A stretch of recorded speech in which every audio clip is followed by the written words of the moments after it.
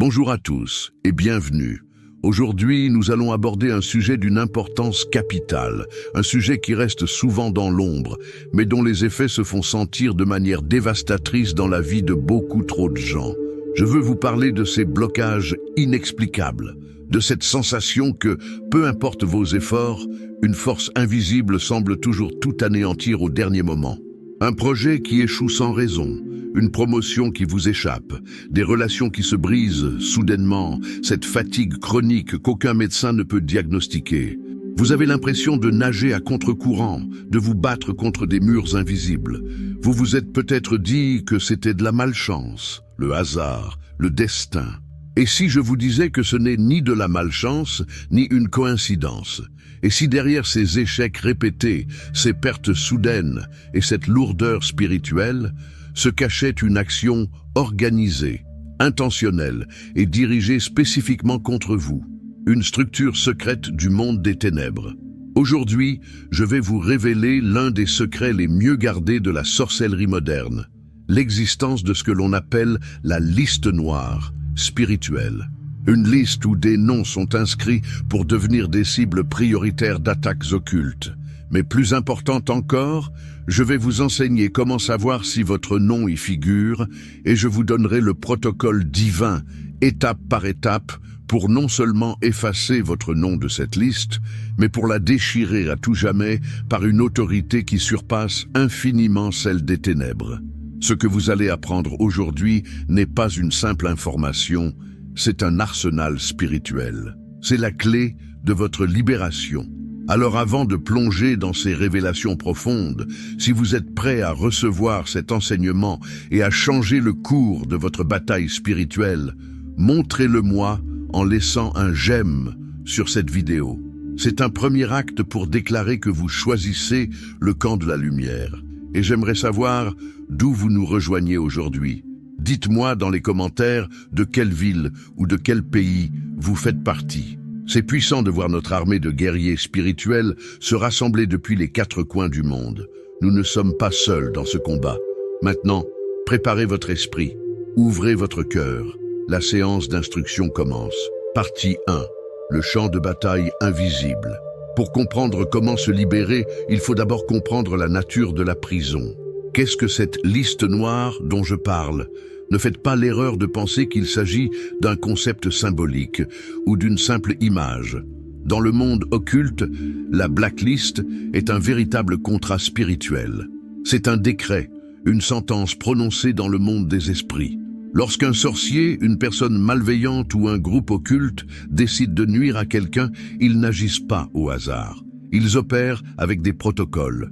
Inscrire un nom sur une telle liste, c'est comme signer un mandat de destruction spirituelle. Mais comment cela fonctionne-t-il concrètement? Premièrement, ils utilisent votre nom. Votre nom n'est pas qu'une simple étiquette. Dans le monde spirituel, votre nom porte votre identité, votre énergie, votre essence. Il est votre adresse spirituelle. C'est par votre nom que les rituels sont dirigés, que les malédictions sont envoyées. C'est la coordonnée GPS de votre âme pour les forces des ténèbres. Deuxièmement, comprenez les motivations. Ces actions ne sortent pas de nulle part. Elles sont presque toujours alimentées par des émotions humaines puissantes. La jalousie maladive d'un collègue, la haine d'un ex-partenaire, la vengeance d'une connaissance ou même l'envie secrète d'une personne qui sourit devant vous mais complote dans votre dos. Ces émotions sont des portes d'entrée. Elles donnent aux entités démoniaques une base légale, une permission pour intervenir dans la vie de la cible. Le sorcier n'est que l'intermédiaire, la haine humaine est le carburant. Troisièmement, et c'est un point crucial, les attaques ne sont presque jamais des événements uniques. Il s'agit d'un assaut continu et cyclique. Le monde spirituel fonctionne avec des temps et des cycles. Vous remarquerez peut-être que vos problèmes s'intensifient tous les 7, 14 ou 21 jours. Ce n'est pas un hasard. Ce sont des cycles de rituels qui sont renouvelés pour maintenir la pression sur vous, pour vous épuiser, pour vous faire croire que la défaite est inévitable. L'objectif final de cette liste n'est pas simplement de vous causer quelques ennuis. L'objectif est résumé dans la Bible, en Jean 10, 10. Le voleur ne vient que pour dérober, égorger et détruire. Dérober quoi? Votre joie, votre paix, vos finances, votre santé. Égorger quoi? Vos relations, vos rêves, votre appel, votre destinée. Détruire quoi? Votre foi, votre espoir et finalement votre vie. Il s'agit d'un vol de destinée. Vous étiez destiné à prospérer, mais vous vivez dans le manque. Vous étiez destiné à vivre en paix, mais vous êtes constamment en conflit. Vous étiez destiné à être en bonne santé, mais vous êtes accablé par la maladie. C'est une vie de blocage et de répétition, une vie en mode survie alors que vous avez été créé pour la domination. L'ennemi agit en silence, avec précision et avec une constance impitoyable. Le premier pas pour remporter la victoire, la toute première étape, est de reconnaître que vous n'êtes pas fou, vous n'êtes pas paranoïaque. Il existe bien une structure d'attaque spirituelle qui opère contre les destinées. Et aujourd'hui, nous allons l'exposer à la lumière. Partie 2. Le diagnostic spirituel. Les signes que vous êtes marqués. Maintenant que nous avons défini le champ de bataille, comment savoir si vous êtes personnellement visé? Le monde spirituel, bien qu'invisible, laisse des traces, des symptômes dans notre vie naturelle. Si un médecin diagnostique une maladie en observant des symptômes physiques, un guerrier spirituel apprend à diagnostiquer une attaque en observant les symptômes spirituels. Je vais vous donner 5 signes majeurs qui indiquent qu'un nom a été placé sur une liste de destruction. Soyez très attentifs et analysez votre propre vie avec honnêteté. Premier signe, les cauchemars récurrents et le réveil brutal entre 3h et 4h du matin. Ce n'est pas une simple insomnie. Cette tranche horaire est connue dans le monde spirituel comme l'heure morte ou la 4e veille de la nuit. C'est le moment où l'activité démoniaque est à son paroxysme.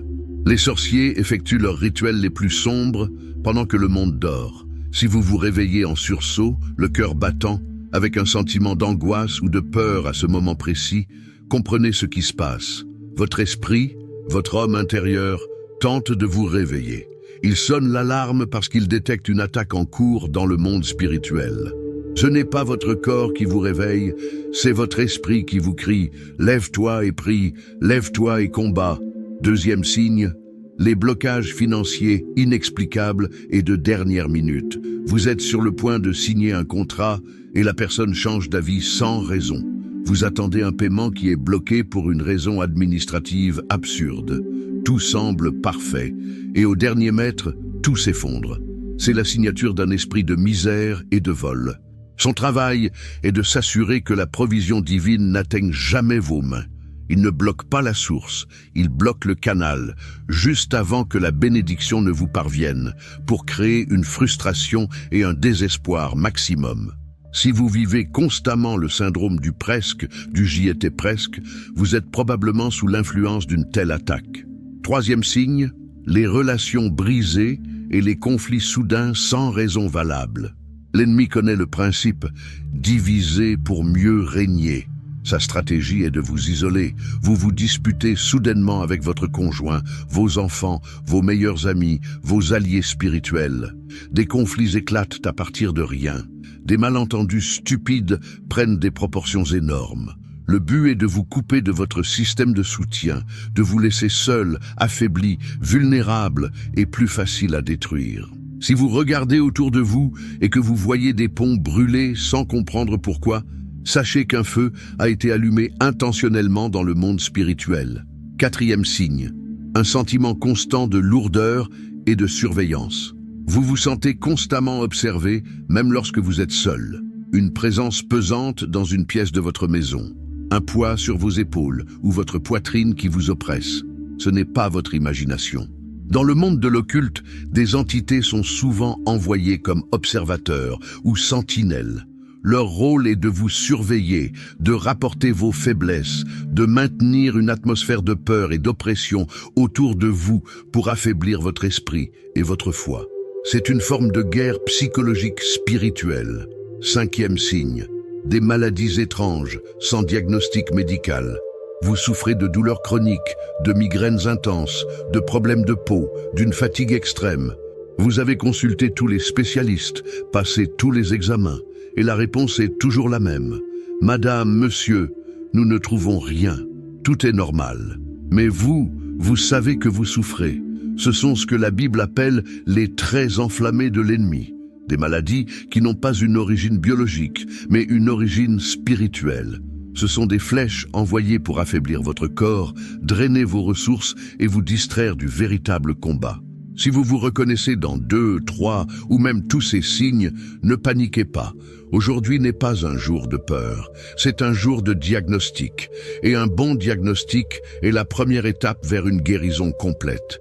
Cela nous amène maintenant au point de bascule, la partie où nous passons du problème à la solution. Partie 3. L'autorité supérieure, le changement de perspective. Jusqu'à présent, nous avons parlé du pouvoir de l'ennemi. Nous avons décrit ses stratégies, ses armes, ses structures. Et cela peut sembler intimidant, mais, et c'est le mais le plus important que vous entendrez aujourd'hui, je veux que vous compreniez une vérité fondamentale qui anéantit, qui pulvérise, qui ridiculise tout ce que nous venons de décrire. Cette vérité est la suivante. Aucune liste noire des ténèbres n'est plus grande que le livre de vie de l'agneau. Pour que vous saisissiez bien la puissance que vous détenez, je dois vous enseigner le concept de juridiction spirituelle. Imaginez le monde spirituel comme un système judiciaire, la sorcellerie, l'occultisme, les malédictions. Tout cela opère dans une juridiction inférieure. C'est un tribunal de première instance, un tribunal local. Son pouvoir est conditionnel, limité et subordonné. Pour qu'une de leurs sentences ait un effet, il leur faut une base légale, une porte ouverte comme le péché, une malédiction générationnelle non brisée ou l'ignorance de la victime. Mais vous, en tant qu'enfant de Dieu par Jésus-Christ, vous n'opérez pas dans cette juridiction, vous avez été transféré. Vous avez un accès direct à la Cour suprême de l'univers, à la plus haute instance judiciaire qui existe. La parole de Dieu est le décret final, la constitution du cosmos. Et ce que la Cour suprême décrète annule et rend caduque toute sentence prononcée par un tribunal inférieur. Un sorcier prononce une parole de malédiction, c'est une décision de tribunal local. Vous invoquez la parole de Dieu et le nom de Jésus, c'est un arrêt de la Cour suprême qui casse le jugement précédent. C'est aussi simple et aussi profond que cela. C'est là que l'arme suprême entre en jeu, le nom de Jésus. La Bible déclare dans Philippiens chapitre 2 versets 9 à 10. C'est pourquoi aussi Dieu l'a souverainement élevé et lui a donné le nom qui est au-dessus de tout nom, afin qu'au nom de Jésus, tout genou fléchisse dans les cieux, sur la terre et sous la terre. Analysez la puissance de ces mots. Il n'est pas dit « certains genoux », il est dit « tout genou ». Cela inclut les genoux des démons, des principautés, des puissances des ténèbres et de toute personne qui les sert. Ils n'ont pas le choix. Face à l'autorité du nom de Jésus, ils n'ont qu'une seule option, se soumettre. Le pouvoir n'est pas dans votre force personnelle, il est dans l'autorité du nom que vous représentez. Cela nous amène à la transformation de votre identité. L'ennemi veut que vous vous voyiez comme une cible sur sa liste, une victime, un accusé dans son tribunal, mais Dieu vous voit différemment. Il vous voit comme un fils, une fille, dont le nom est inscrit non pas à l'encre des rituels, mais avec le sang de l'agneau dans le livre de vie. Votre identité a changé. Vous n'êtes plus un accusé. Vous êtes un juge. Vous n'êtes plus une victime. Vous êtes un guerrier victorieux. La libération commence par cette prise de conscience. La guerre est gagnée en comprenant qui vous êtes en Christ. C'est de cette position d'autorité que nous allons maintenant appliquer le protocole pratique de libération. Partie 4. Le protocole de libération. Le manuel d'action. La théorie est la fondation, mais l'action est ce qui construit la maison de votre liberté. Voici un protocole simple, en 5 étapes, que vous pouvez appliquer dès maintenant pour briser ces chaînes. Chaque étape est un acte de guerre spirituelle, conscient et volontaire. Étape 1. Reconnaître le changement de champ de bataille. La première étape est d'arrêter de mener la mauvaise guerre. C'est de regarder votre blocage financier et de déclarer à voix haute « Ceci est spirituel ». C'est de regarder cette maladie persistante et de dire « Ceci est spirituel ». C'est de regarder ce conflit familial et d'affirmer « Ceci est spirituel ». Vous devez changer de perspective. Tant que vous chercherez des solutions naturelles à des problèmes spirituels, vous serez frustré et vaincu. Prenez un moment maintenant et déclarez-le avec conviction. Ma lutte n'est pas contre la chair et le sang. À partir d'aujourd'hui, je combats avec les bonnes armes sur le bon champ de bataille. C'est le diagnostic correct qui mène au bon remède. Étape 2. Renoncer, le pouvoir de la parole parlée. Les malédictions, les sorts, les décrets maléfiques sont activés par des paroles et des rituels. Ils doivent donc être désactivés par des paroles. C'est un principe spirituel. Votre bouche est une arme. Ce n'est pas le moment de penser, c'est le moment de parler. À voix haute, vous allez verbalement couper tout lien avec le mal. Vous pouvez dire, par exemple, « Au nom de Jésus-Christ, je renonce à tout sortilège, toute magie, toute parole de malédiction, tout rituel qui a été fait contre moi, consciemment ou inconsciemment. Je brise leur pouvoir sur ma vie, sur ma famille, sur mes finances et sur ma santé. Vous n'avez plus aucun droit, aucune autorité sur moi. » La parole parlée est un acte légal dans le monde spirituel. Étape 3.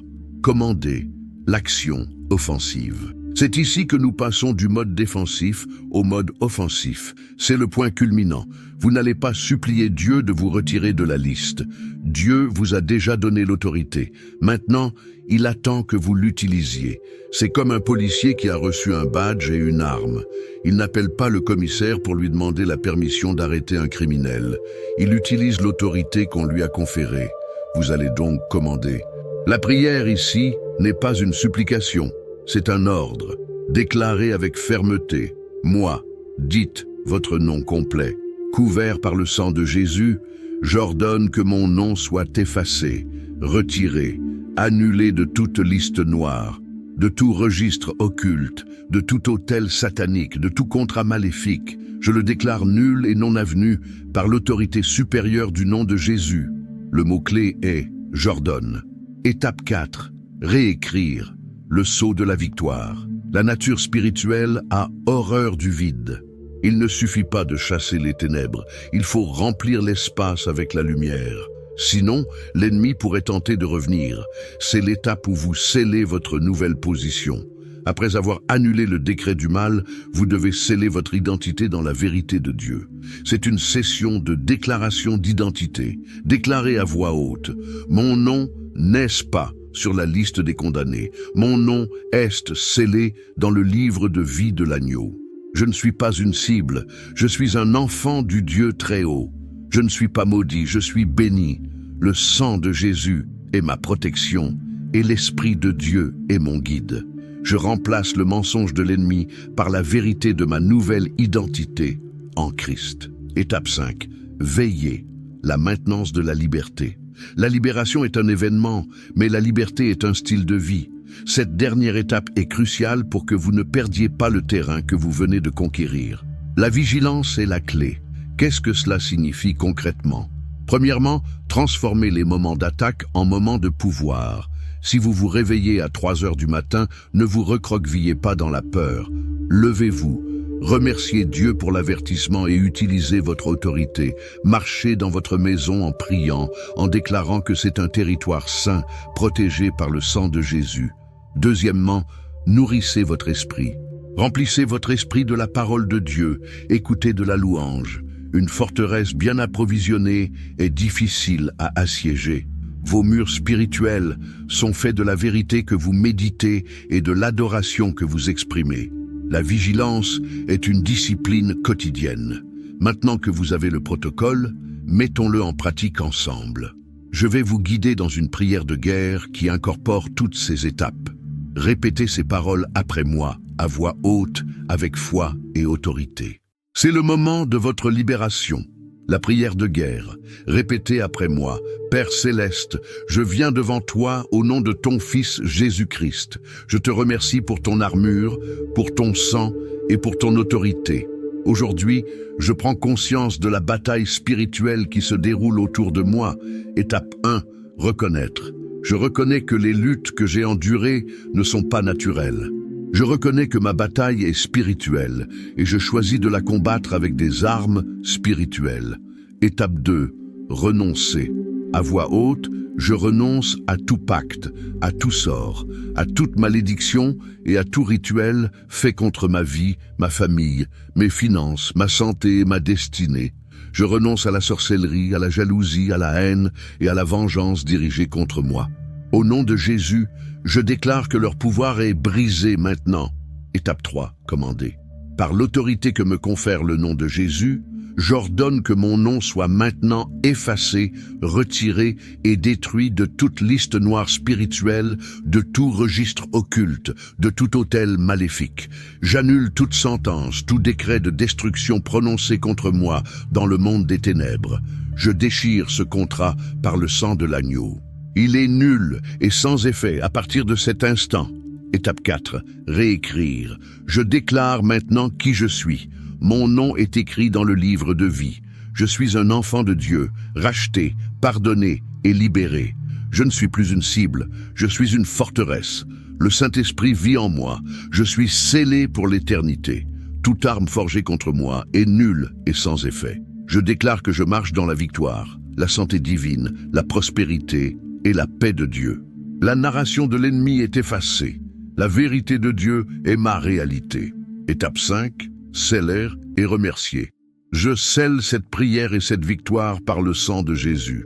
Mon esprit, mon âme, mon corps, ma maison et ma famille sont couverts. Aucune représailles, aucune vengeance de l'ennemi ne m'atteindra. Père, je te remercie pour la libération. Je ne te remercie pas parce que je la verrai un jour. Je te remercie parce qu'elle est déjà accomplie. La victoire est à moi, maintenant. Au nom puissant de Jésus-Christ. Amen. Prenez une profonde inspiration. Ce que vous venez de faire n'était pas un simple exercice. C'était un acte légal d'une puissance immense dans le monde spirituel. Vous avez servi un avis d'expulsion aux ténèbres. Vous avez repris le contrôle. Cette vidéo n'est pas une information que vous devez simplement stocker. C'est un manuel de guerre que vous devez utiliser. Ignorer cet enseignement, c'est choisir de rester captif. Appliquer cet enseignement, c'est libérer non seulement votre propre vie, mais potentiellement le destin de vos enfants et des générations à venir. Rappelez-vous de votre nouvelle identité.